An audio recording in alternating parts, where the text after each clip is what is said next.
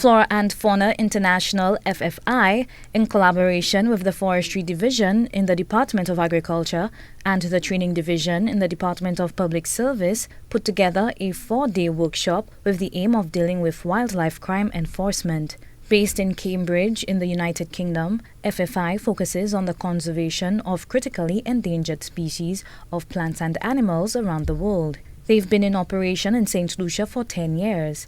Adam Stousset of FFI says training and capacity is also needed with border control agencies, including SLASPA, Customs, the Fisheries Department, as well as the crop production agencies. This is critically important because we've had a number of wildlife crime happening on the island, and there's not much awareness with regards to wildlife crime.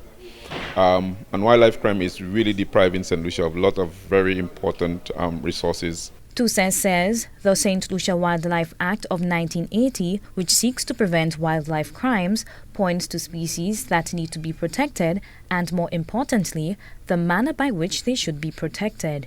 He says there's an alarmingly high illegal trade of several species, including iguanas, boa constrictors, and other reptiles. So these need to be under control. The United Nations has now developed a strategic plan to try to get all nations to develop strategies and also revise their law to prevent wildlife crime, because it's a big emerging issue over the world. Crime scene management, charging procedures and case files, and understanding surveillance and prosecution of cybercrime were some of the topics being covered.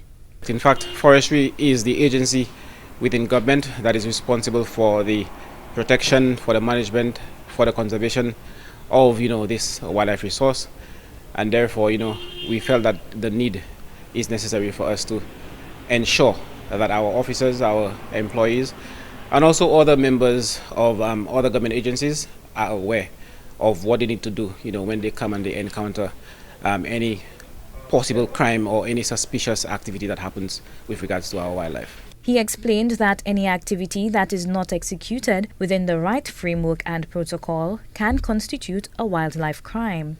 In fact, wildlife crime in St. Lucia, has not really been given the spotlight that it deserves.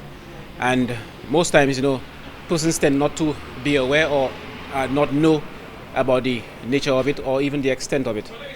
So the Wildlife Protection Act, is the piece of legislation that we have in St. Lucia that really helps us to manage and to protect our wildlife. At the end of the training on Friday, October 11th, participants will be evaluated and will receive certificates. The workshop is being held at the Public Service Training Institute in Union Castries. Lizandy Boville-Jones, HTS News Force.